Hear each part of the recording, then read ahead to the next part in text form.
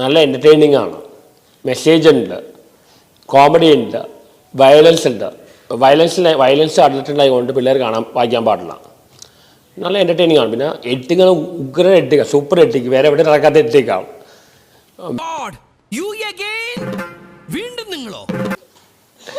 വികാരമുണ്ട്, പക്ഷെ ഒന്നും നടക്കുന്നില്ല.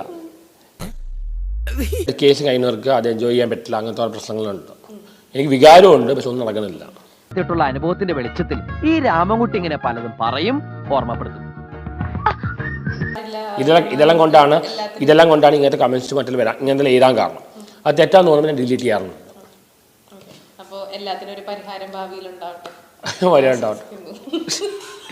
ഇന്നും അവൾ എന്നോടൊന്നും പറഞ്ഞില്ല.